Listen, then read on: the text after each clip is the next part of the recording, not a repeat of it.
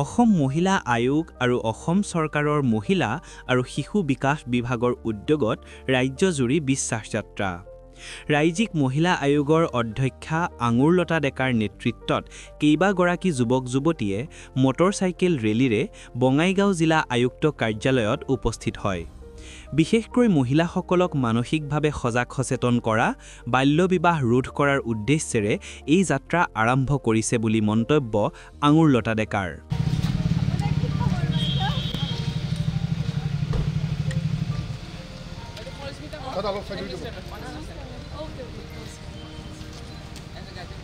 Thank you, Vedhu.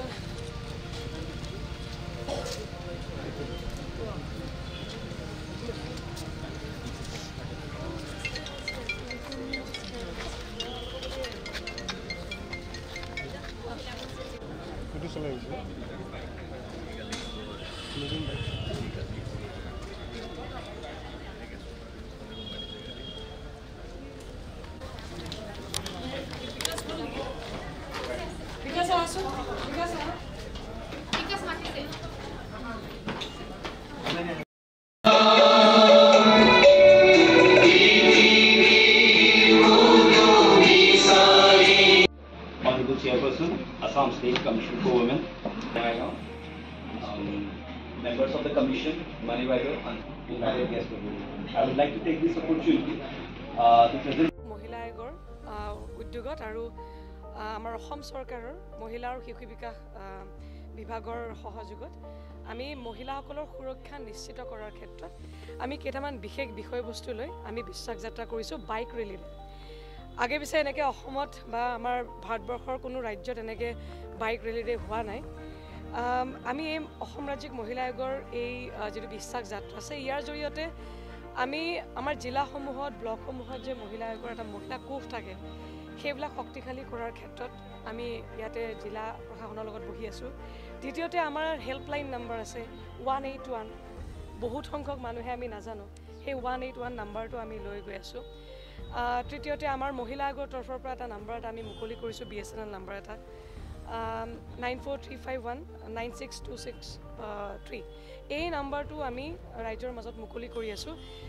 মানে প্ৰত্যেকগৰাকী মহিলা যিসকলে নিৰ্যাতিত বা তেওঁলোকে হতাশগ্ৰস্ত তেখেতসকলে থানামুখী হ'ব নালাগে। সকলোবিলাক মহিলা আয়োগৰ এখন প্লেটফৰ্ম আছে, তাতেও কিছুমান গোচৰ নিষ্পত্তি কৰিব পৰা যায়। অৰ্থাৎ প্ৰত্যেকগৰাকী মহিলাই সাংবিধানিক আমাৰ যেটো আমাৰ ভাৰতীয় সংবিধান ব্যৱস্থাত মহিলাসকলৰ অধিকাৰ আছে, ন্যায় ব্যৱস্থাত যিখিনি মহিলাসকলে ন্যায় পোৱাৰ ক্ষেত্ৰত আমি মহিলা আয়োগে তেখেতসকলক ব্যৱস্থা কৰি দিয়াৰ ক্ষেত্ৰত তদাৰক কৰাৰ ক্ষেত্ৰত প্ৰতিটো দিশত মহিলা আয়োগে কাম কৰি যাব। গতিকে আজি আমি দ্বিতীয়টো ফেজত আমি নলবাৰী, বজালী, বৰপেটা আৰু আজি এতিয়া আমি উপস্থিত হৈছোঁহি বঙাইগাঁৱত। গতিকে সকলোৰে সহযোগিতা শ্ৰদ্ধাৰে কামনা কৰিছোঁ। নাই আগতেও আছিলে, সেইটো পিছৰ কথা আৰু, কিন্তু মই যেতিয়া কাম এটা কৰোঁ খুব ভালকৈ কাম কৰোঁ। আৰু মই এটা কথা উপলব্ধি কৰিলোঁ যে কেৱল মহিলাসকল সজাগ হৈ থাকিলে নহয়। আমাৰ প্ৰায় সংখ্যক সজাগতা সভাত আমি দেখিবলৈ পাওঁ যে একদম মহিলাসকলে ভৰ্তি হৈ থাকে, কিন্তু সমান্তৰালভাৱে পুৰুষবিলাক যদি আমি সকলোবিলাক সজাগ কৰিব নোৱাৰোঁ, মই ভাবোঁ যে এইটো এটা অন্তহীন সদায় এটা সমস্যা সদায় থিয় হৈ থাকিব। গতিকে সেইকাৰণে বাইক ৰেলীটো কৰিছোঁ। এই বাইক ৰেলীটোত আমি পুৰুষ মহিলা উভয়ে আমি বাইক ৰেলীটোত যাত্ৰা কৰিছোঁ। এটা বাৰ্তা এটা আগবঢ়াব বিচাৰিছোঁ যে পুৰুষ মহিলা সমানে আমি সহযোগ কৰিব লাগিব, বিশেষকৈ মহিলাসকলৰ সুৰক্ষিত হোৱাৰ স্বাৰ্থত। আৰু এখন বা দুখন মিটিং কৰিলে আমি যিমান মহিলাক আমি এই বাৰ্তাবিলাক আমি সংস্পৰ্শত আনিব পাৰোঁ, তাতকৈ বাইক ৰেলীটোৱে আমাৰ নৱপ্ৰজন্মসকলক খুব সাংঘাতিক ধৰণে আকৰ্ষিত কৰে। আজি যিসকল মোৰ ৰাইডাৰ্ছবিলাক আছে তেখেতসকল ইনফ্লুৱেঞ্চাৰ হয়।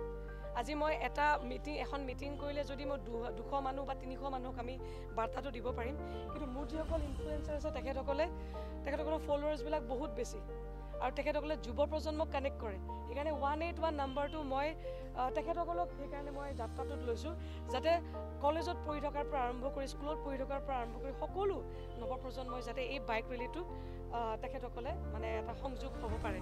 আৰু বাইকখন এইকাৰণেই লৈছোঁ কাৰণ বাইক হওক, স্কুটাৰ হওক বা গাড়ী হওক, যিয়েই নহওক, যুৱক হওক মানে পুৰুষ হওক বা মহিলা হওক, আত্মবিশ্বাসটো বাঢ়ে।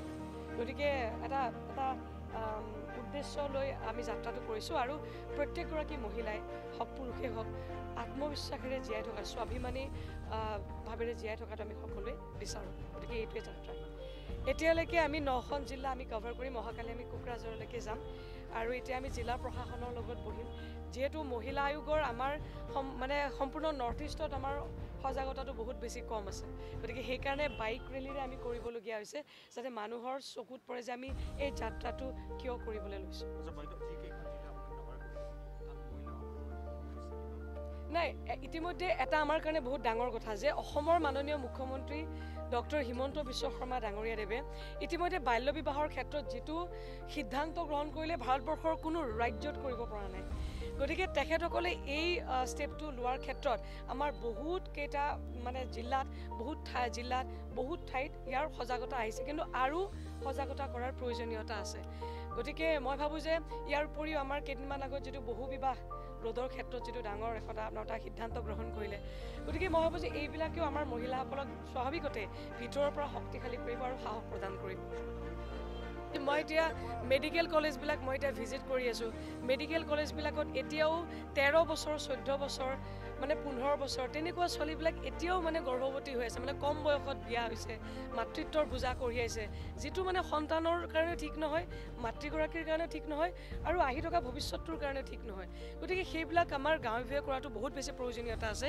কিন্তু তাৰ আগত আমি গাঁৱত সোমোৱাৰ আগতে আমি যদি জিলা প্ৰশাসনৰ পৰা বা ওপৰৰ লেভেলৰ পৰা যদি আমি সেই কথাবিলাক যদি আমি ভালকৈ কেনেকৈ কি ধৰণে আমি প্ৰচাৰ কৰিম সেইখিনি যদি আমি প্ৰথম যদি আমি এটা পৰিকল্পনাৰ ভিত্তিত যদি প্ৰচাৰখিনি যদি কৰোঁ মোৰ বোধেৰে তেতিয়া বেছি কামত দিব আৰু সেইটো কামেই আমি কৰি আছোঁ এতিয়া আৰম্ভ কৰিছোঁ যে আমাৰ ইয়াতে মই আটাইতকৈ বেছি অনুভৱ কৰিছোঁ যে আমাৰ প্ৰপাৰ কাউন্সেলিং নহয় থানা এখনত যেতিয়া মহিলা এগৰাকীয়ে যায় তাত কি কৰিব কেনেকৈ কাৰণ ভয়ভীত হৈ থাকে আৰু খাকী পোচাকযোৰক বহুত মহিলা গাঁৱৰ মানুহে ভয় কৰে গতিকে সেই ক্ষেত্ৰত এজাহাৰখন লিখোঁতে খেলি মেলি হয় প্ৰপাৰ কাউন্সেলিংটো নহয় সেইকাৰণে সেই ক্ষেত্ৰতো আমি গাঁৱে গাঁৱে ব্লক পৰ্যায়ত আমি বেলেগ ধৰণৰ কাৰ্যসূচী লৈছোঁ আৰু বিশেষকৈ কলেজসমূহত আমি এটা কাৰ্যসূচী লৈছোঁ অগ্ৰগামিনী নাম দি পেলাই কৰিছোঁ প্ৰি মেৰিজ কাউন্সেলিং যে বিবাহ পূৰ্বে আমাৰ কিন্তু কাউন্সেলিঙৰ আমাৰ অসমত এতিয়ালৈকে ভালকৈ আলোচনা হোৱাই নাই গতিকে প্ৰি মেৰিজ কাউন্সেলিং হেল্থ ইছ্যুসমূহ লৈ পেলাই আমি পৰ্যায়ক্ৰমে আমি অনুষ্ঠানবিলাক কৰি যাম